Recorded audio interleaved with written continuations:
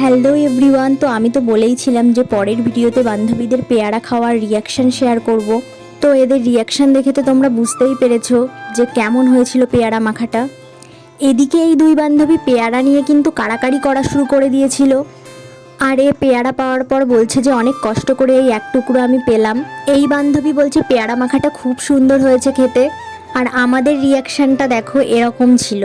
সত্যি পেয়ারা মাখাটা এতটাই ভালো হয়েছিল যে দেখো সবাই কিন্তু এই গামলাটার উপরে হামলা শুরু করে দিয়েছে। এই বান্ধবী কিন্তু বলছে যে ওর হাত থেকে এই গামলাটা কেড়ে নেওয়া হয়েছে। পেয়ারা শেষ হয়ে গিয়েছে তো কি হয়েছে, এরা কিন্তু এই গামলার ঝোলটাকেও ছাড়েনি, সবাই হাত পাচ্ছিল ঝোলটা নেওয়ার জন্য। তো এদের মতো তোমরা কে কে এরকম করো সেটা কিন্তু কমেন্টে জানিও। সবাইকে দেওয়ার পর এই বান্ধবী কিন্তু একা একা গামলা নিয়ে চুমুক দিচ্ছিল। আর এদিকে আরেকজন অপেক্ষা করছিল এর কখন খাওয়াটা হয়।